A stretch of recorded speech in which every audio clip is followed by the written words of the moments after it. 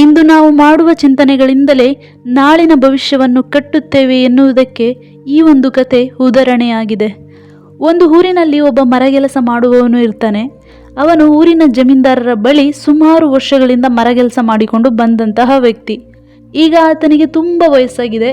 ಕೊನೆಯ ಕಾಲದಲ್ಲಿ ತನ್ನ ಹೆಂಡತಿ ಮಕ್ಕಳ ಜೊತೆ ಸಮಯ ಕಳೆಯಬೇಕೆಂದು ನಿರ್ಧರಿಸಿ ಮತ್ತು ಆ ಕೆಲಸದಿಂದ ಮುಕ್ತಿ ಬೇಕೆಂದು ಯಜಮಾನನ ಬಳಿ ಹೋಗಿ ಕೇಳ್ಕೊತಾನೆ.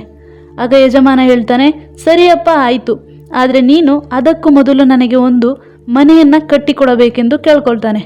ಈ ಕಡೆ ಮರಗೆಲಸ ಮಾಡುವವನಿಗೆ ಮನಸ್ಸಿಲ್ಲ, ಆದರೂ ಕೂಡ ಒಪ್ಕೊಳ್ತಾನೆ. ಮನೆ ಕಟ್ಟಲು ಶುರು ಮಾಡ್ತಾನೆ. ಆದರೆ ತುಂಬ ಉದಾಸೀನದಿಂದ ಕಳಪೆ ಮಟ್ಟದ ಮನೆ ಕೆಲಸ ಮಾಡಿ ಮುಗಿಸ್ತಾನೆ.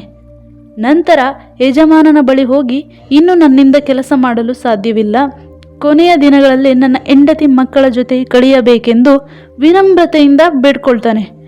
ಈ ಕಡೆ ಯಜಮಾನ ಈತನ ಬಹು ವರ್ಷದ ಕೆಲಸವನ್ನು ಮೆಚ್ಚಿ ಅವನು ಕೊನೆಯ ಕಾಲದಲ್ಲಿ ಕಟ್ಟಿದ ಮನೆಯನ್ನು ಆತನಿಗೆ ಉಡುಗೊರೆಯಾಗಿ ಕೊಡ್ತಾನೆ.